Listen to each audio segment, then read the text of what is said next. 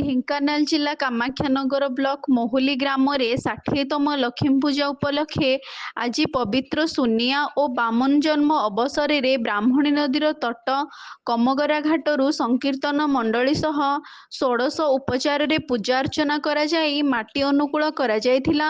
ମୁଖ୍ୟ ପୂଜକ ବିଭୂତିଭୂଷଣ ଦାସ, କର୍ତ୍ତା ଧରଣୀଧର ସାହୁ, ସଭାପତି ସନ୍ତୋଷ ବିଶ୍ୱାଳ, ସମ୍ପାଦକ ଉଚ୍ଛବ ନନ୍ଦ ନାୟକ, ମହୁଲି ଗ୍ରାମର ଗ୍ରାମବାସୀମାନଙ୍କ ସହଯୋଗରେ ଏହି ମାଟି ଅନୁକୂଳ କରାଯାଇଥିଲା।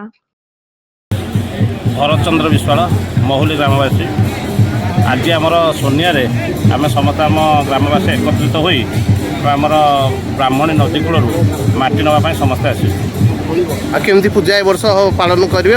କ'ଣ ଆଗକୁ କାର୍ଯ୍ୟକ୍ରମ? ଆମର ପୂଜା ହେବ। ଆମର ତ ଆଜିକି 60 ବର୍ଷ ହେଲା ଯାତ୍ରା ଆମ ଗାଁରେ କରିଯାଇଥିଲା। ଆମ ବାପା ଅମଳରୁ ଯାତ୍ରା ଚାଲି ଆସିଛି।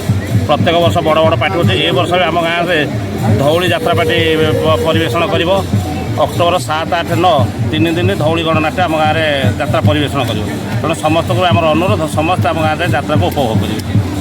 ନମସ୍କାର, ମୋ ନାଁ ରାକେଶ କୁମାର ସାହୁ। ଆମେ ମହୁଲି ସବୁ ଗ୍ରାମବାସୀମାନେ ଆସିଛୁ ମାଆଙ୍କ ମାଟି ନେବା ପାଇଁ। ସମସ୍ତେ ଆସି ଆଜି ମାଆଙ୍କ ମାଟି ନେଇକି ଯିବୁ। ଆଉ ତାପରେ ଲକ୍ଷ୍ମୀ ପୂଜା ଆମ ଗାଁରେ 60 ବର୍ଷ ହେଲା ଚାଲୁ ଅଛି।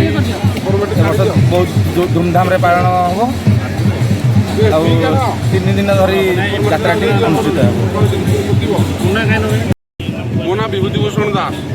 ମୁଁ ଆଜିକି 10 ବର୍ଷ ହେଲା ମହୁଲି ଗ୍ରାମରେ ପୁରୋଧା ହିସାବରେ ଲକ୍ଷ୍ମୀ ପୂଜା କରି ଆସୁଛୁ। ଆଜି ସୋନିଆରେ ସବୁ ଗ୍ରାମବାସୀଙ୍କୁ ଏକତ୍ରିତ କରାଇ ଆଜି ସମସ୍ତେ ବ୍ରାହ୍ମଣୀ ନଦୀ କୂଳରେ ଆଉ ମୁଦାହରଣ କାମ କରିବା ପାଇଁ ସମସ୍ତେ ଏକତ୍ରିତ ହୋଇଛନ୍ତି। ଆଜି ସମସ୍ତଙ୍କ ଉପସ୍ଥିତିରେ ମୁଦାହରଣ କାମ କରାଗଲା।